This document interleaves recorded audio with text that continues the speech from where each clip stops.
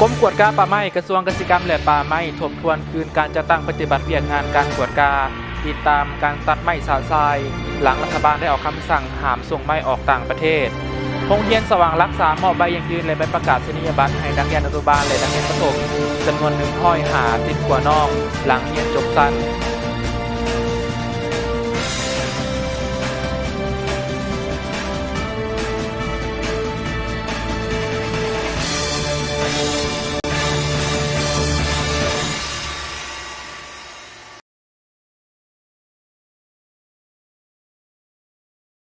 สบายดีท่านผู้ชมที่เคารพขอต้อนรับทุกท่านเข้าสู่เวลาของการรายงานข่าวท้องถิ่นจากทางสถานีโทรภาพแขวงสวรรณเขตกับข้าพเจ้าพรวิไลนามวงศาซึ่งเริ่มต้นข่าวท้องถิ่นของพอในมื้อนี้พวกเราจะไปเบิ่งอยู่ที่เมืองไกรสอนพรหมวิหารได้จัดกองประชุมเปิดกว้างครบคณะบริหารงานพรรคเมืองครั้งที่2สมัยที่7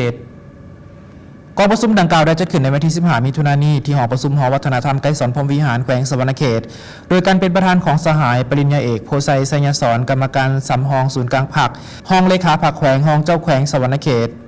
ในการรายงานสหายนางหงคำไสยคมหัวหน้าห้องว่าการปกครองเมืองไกรสอนพรหมวิหารได้ยกให้เห็นว่า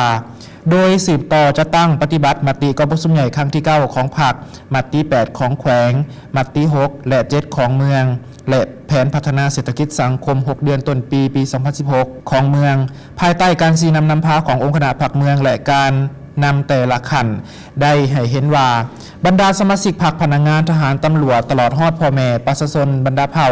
ได้มีความรับผิดชอบและตื่นตัวทางด้านการเมืองสูงซึ่งมันได้แสดงออกในเวียกงานป้องกันชาติป้องกันความสงบแม้นได้ระดมทหารพันธะได้ทั้งหมด13คนได้ตามระดับคาดหมายห้อยส่วนห้อยปรับปรุงกำลังป้องกันความสงบบ้านสำเร็จ67บ้านมีจำนวน690สหาย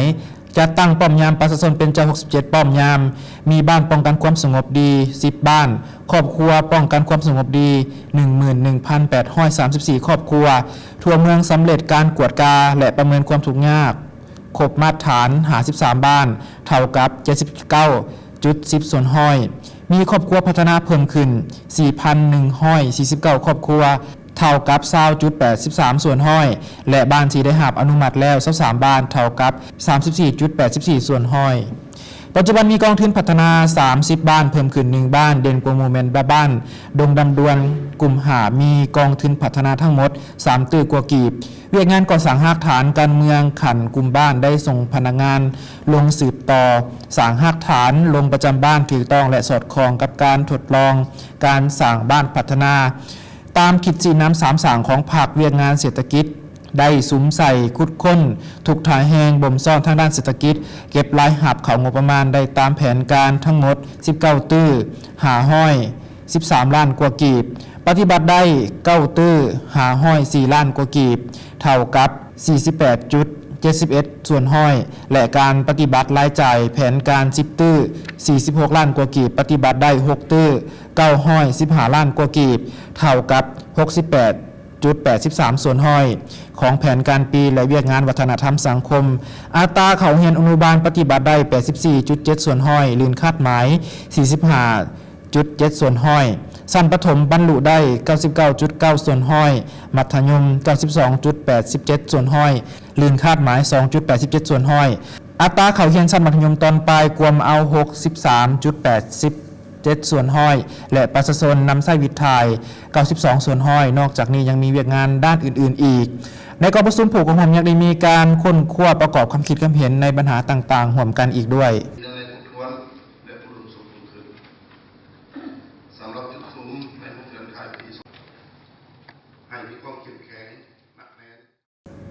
กรมกวดกาป่าไม้กระทรวงเกษตรกรรมและป่าไม้ทบทวนคืนการปฏิบัติเวียกงานการกวดกาลาดตระเวน6เดือนประจำศกปี 2015-2016 โดยเร่งติดตามการตัดไม้สะทรายและส่งออกไม้ถอนภายหลังรัฐบาลมีคำสั่งอย่างเข้มงวด กรมกวดกาป่าไม้กระทรวงเกษตรกรรมและป่าไม้ได้มีการทบทวนคืนจัดตั้งปฏิบัติเวียกงานกวดกาลาดตระเวนประจำ6 เดือนศกปี 2015-2016 โดยการสนับสนุนด้านงบประมาณจากโครงการคุ้มครองป่าไม้แบบยืนยงและธนาคารโลกซึ่งจัดขึ้นที่สโมสรแผนกเกษตรกรรมและป่าไม้แขวงสวรรณเขตในระหว่างวันที่ 15-17 มิถุนายน 2016 นี้โดยการเป็นประธานของท่านคำลุยญาติวงศ์กรรมการพรรคแขวงหัวหน้าแผนกเกษตรกรรมและป่าไม้แขวง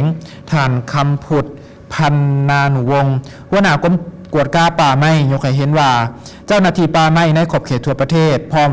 ด้วยผู้ต่างหน้าจากบางโครงการที่ปฏิบัติหน้าที่เวียกงานการบังคับใส่กฎหมายได้ร่วมกันทบทวนคืนเวียกงานการปฏิบัติการกวดกาลาดตระเวนจุดประสงค์ก็เพื่อทบทวนคืนในการจัดตั้งปฏิบัติเวียกงานกวดกาป่าไม้ทรัพยากรป่าไม้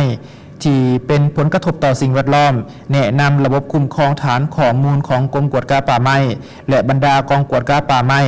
การดำเนินการกวดกาการจัดตั้งปฏิบัติของกฎหมายบรรดาเจ้าหน้าที่ป่าไม้รวมทางการปรับปรุงการนำใช้โทรศัพท์เพื่อนำใช้เข้าในการรายงานการจัดตั้งปฏิบัติเวียกงานกวดกาป่าไม้สัตว์น้ำสัตว์ป่าแผนปฏิบัติ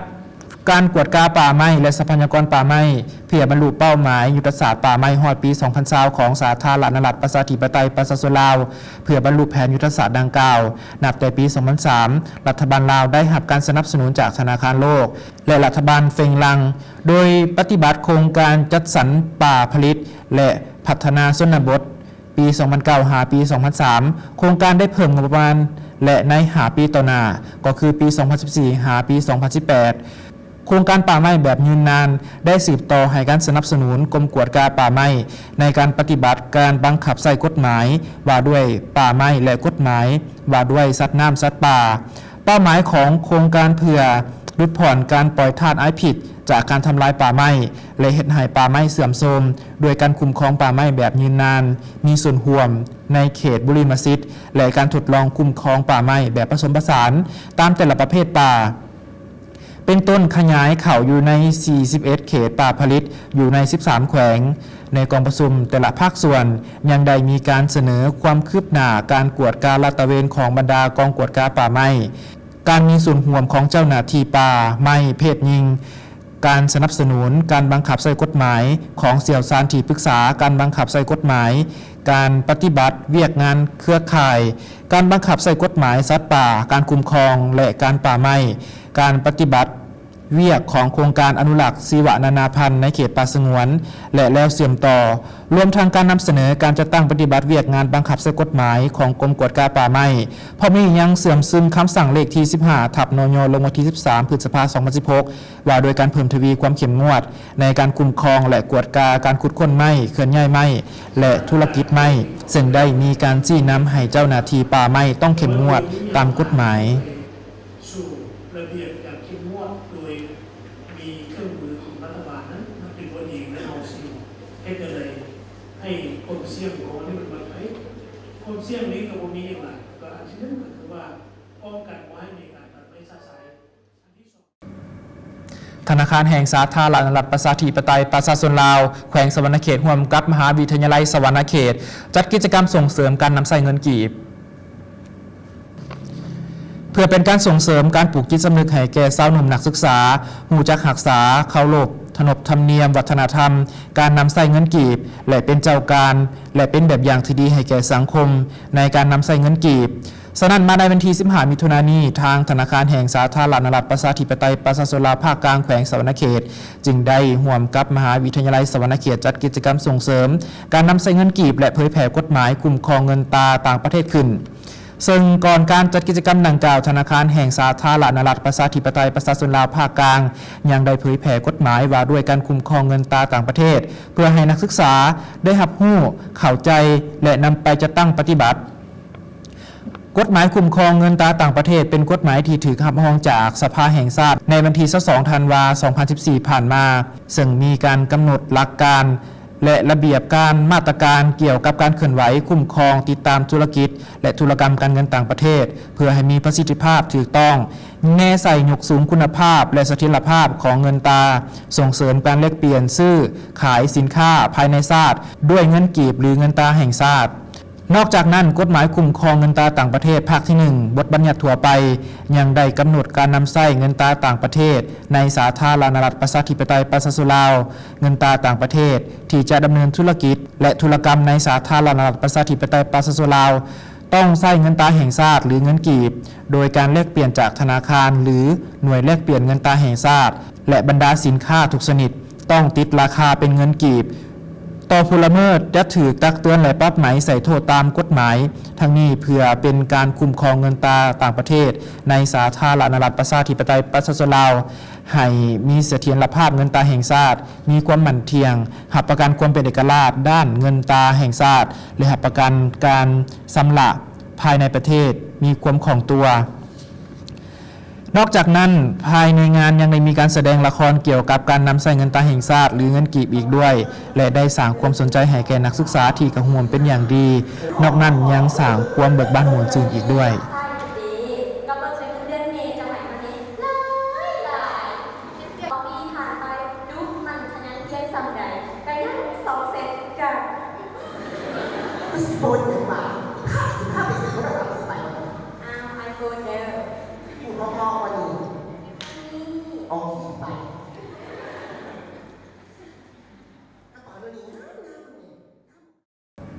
อยู่ที่โรงเรียนอนุบาลสว่างรัก3ได้มอบใบยังยืนจบสั้นอนุบาลและใบประกาศนียบัตรประถมป .5 ในศกปี 2015-2016 พิธีมอบใบยังยืนจบสั้นอนุบาลหุ่นที่21และใบประกาศนียบัตรสั้นประถมหุ่นที่6ของโรงเรียนสว่างรัก3มีขึ้นในตอนบ่ายของวันที่15มิถุนายน2016ที่สโมสรโรงเรียนการเมืองการปกครองแขวงสวรรณเขตโดยการเข้าร่วมของฐานสมหวังสอนวิเชียรห้องหัวหน้าห้องการศึกษาธิการและกีฬาเมืองไกรสอนพรหมวิหารฐานนางมาลินีโคตรวงศ์ผู้อำนวยการโรงเรียนสว่างรัก3ได้สรุปคืนการปฏิบัติแผนพัฒนาการศิษย์การสอนห่ำเฮียนประจำศกปี 2015-2016 ของโรงเรียนเลี้ยงเด็กอนุบาลและประถมสว่างรัก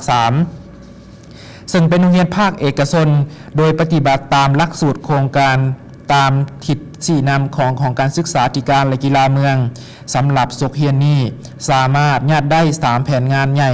เป็นต้นแผนงานขยายโอกาสเข้าเฮียนซึ่งแม่นภาคเลี้ยงเด็กโดยมีห้องฝากเด็ก2ห้องมีหลานน้อย103คนเพิ่มขึ้น15น้องภาคอนุบาลมีนักเรียน234คนเพิ่มขึ้น5น้องและภาคประถมศึกษามีนักเรียนแต่ป .1 ฮอดป .5 จำนวน427คนรวมนักเรียนเลี้ยงเด็กอนุบาลและประถมจำนวน764คนหญิง368คนผ่านมาทางคณะอำนวยการโรงเรียนได้เอาใจใส่ในการปรับปรุงคุณภาพในการศึกษาโดยได้มีการเคลื่อนไหวกิจกรรมต่างๆเป็นต้นแม่นด้านวิชาการซึ่งได้ปฏิบัติตามหลักสูตรโครงการของกระทรวงศึกษาธิการวางออกโดยมีการฝึกอบรมและการเคลื่อนไหวเวียกงานวิชาการภาคเลี้ยงเด็กอนุบาลสำหรับน้องนักเรียนชั้นอนุบาล3หุ่นที่21ได้หับใบยังยืนข้างนี้มี81คนและได้ใบประกาศนียบัตรจบสั้นป .5 มี78คนสามารถตีราคาได้การปฏิบัติหน้าที่ของครูนักเรียนและเอื้อยเลี้ยงศกปี 2015-2016 ครูดีเด่นประจำปีแม่นมี5คน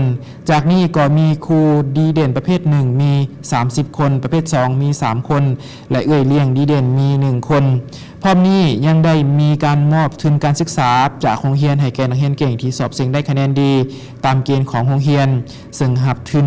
แต่1ล้านกีบหา2ล้านกีบในนี้ได้รับทุนการศึกษา1ปีมี4คนครึ่งปีมี7คน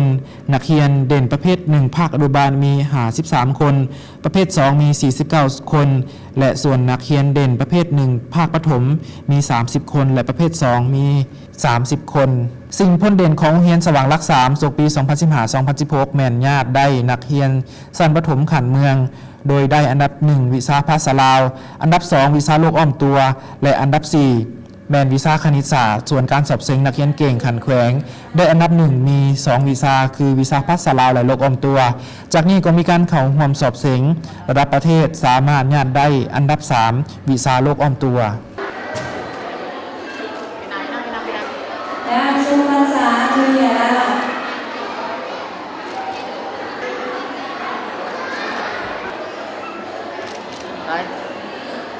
นางสวรรค์พรอินทิสาร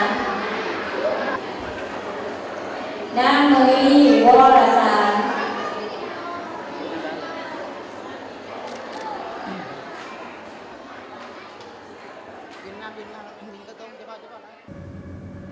อยู่ที่บ้านดงนาคำสำเร็จกองประชุมเลือกตั้งในบ้านในวันที่ 14 มิถุนายนผ่านมานี้ของการบ้านดงนาคำเมืองไกรสอนพรหมวิหารแขวงสวรรณเขตได้เปิดกองประชุม